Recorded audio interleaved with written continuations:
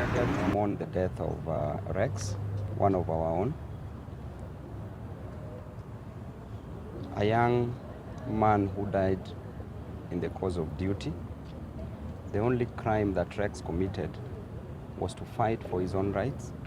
The only crime that Rex committed was to fight for the rights of Kenyan citizens, was to ensure that the high cost of living is lowered, was to ensure that the draconian finance bill does not go through. That is the only crime Rex was fighting for, to ensure that the jobless Kenyans get jobs, to ensure that he was fighting for the rights of everybody, including my own rights.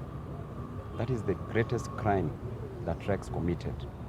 That is what made Rex be killed by the rogue police officer.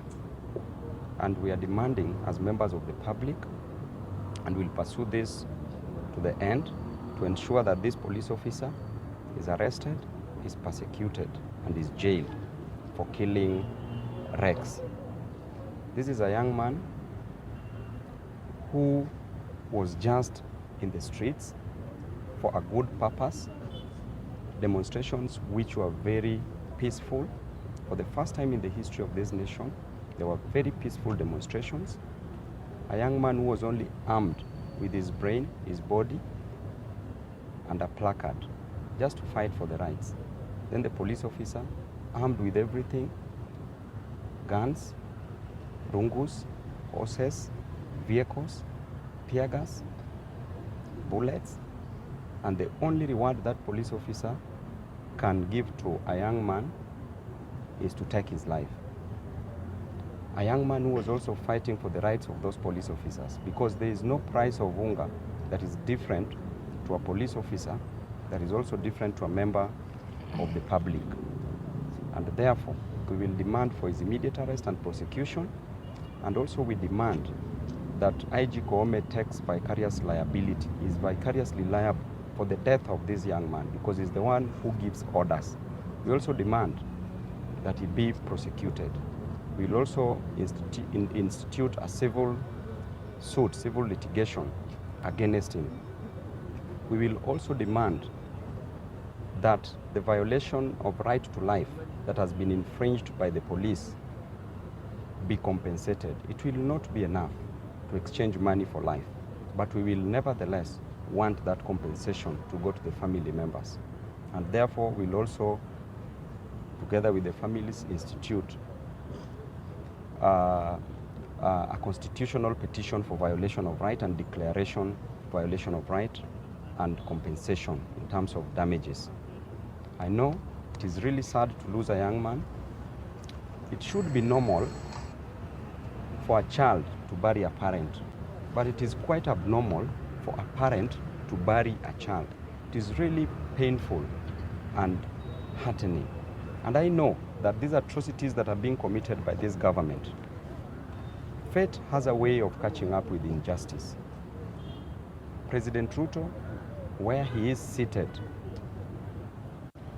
how does he feel after Kenyan has lost life just because this Kenyan was trying to correct his mistakes, the mistakes that is forcing on the throats of Kenyans? And I want to tell him that it shall not stop there. It shall not stop there. I urge all the young men and women in this country to unite. Let the death of Rex not just go in vain. We will give Rex a befitting send-off, a send-off of a hero, because he's a warrior, he's a hero. He's died for us so that we can enjoy the fruits of liberation, and we shall not disappoint him. And I urge young men and women, the millennials, the Gen Zs, Kenyans, not to let this death go in pain. Let there be still demonstrations across the country, in every ward, in every constituency, in every sub-county, in every county, and in the whole nation. Kenyans spoke yesterday, and they will still speak. No amount of shootings, no amount of deaths shall prevent them from fighting for their rights. And therefore, we will continue fighting. May Rex soul rest in peace.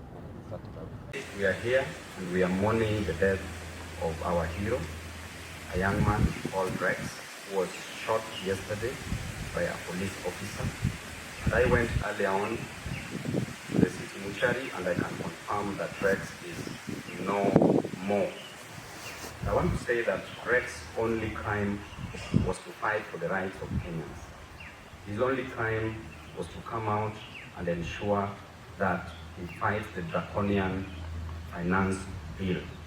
Rex committed a crime of only ensuring that the price of unga is not increased, the price of other goods, food stuff are not increased. And therefore, may Rex soul rest in peace. To the Inspector General of Police, we demand that you resign. For Ome, we know that you are vicariously liable to the murder with malice forethought of one Rex. And therefore, you must resign, and the DPP must institute a criminal charge of murder against your person. The police officer who murdered Rex, you must surrender yourself before Kenyans catch up with you. Because if they get you on the streets, it will be something different. I want to state clearly to the police officers, your work is to keep law and order. Your work is not to kill Kenyans. We are many than you. Suppose we decide to destroy you, what do you think will happen? Will we have a nation? Lastly, the 115 members of parliament who voted, congratulations for standing with Kenyans, you voted with Kenyans. The 204 members, you voted with the oppressors. We know you are political dealers, you are not political leaders. We know you are leaders who have a mission, but not a vision. A mission to destroy the future of this nation, a mission to ensure that the finance bill raises the cost of living in this nation, but not a vision to change the future of this nation for the best. To Zakayo, I want to tell you that you are still on the tree. CMZs are cutting down the tree. Hiyo mti ndio itakatwa, umekataa kushuka.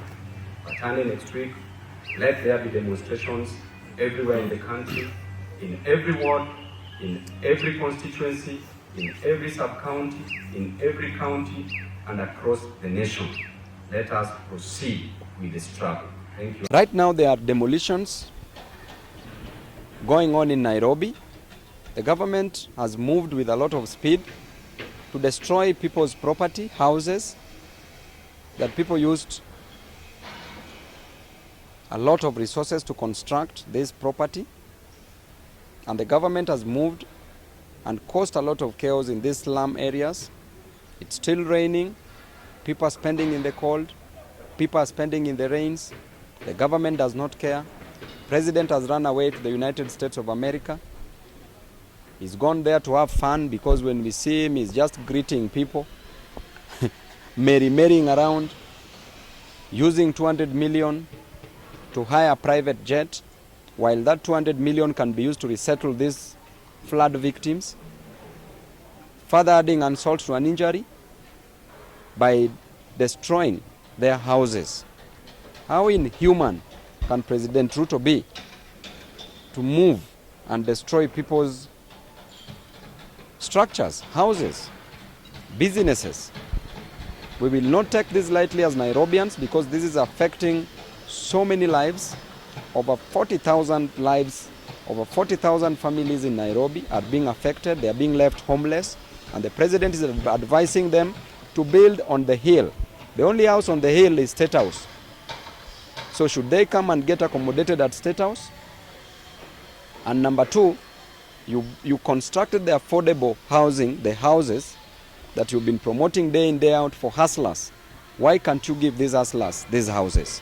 We don't support the demolitions that is taking place across Nairobi, and that is affecting the livelihood of so many families. Children cannot go to school simply because they don't have where they will come back to as a house. So we need to treat Kenyans with a lot of respect, treat Nairobians with a lot of respect. And these demolitions must stop with an immediate effect. Thank you.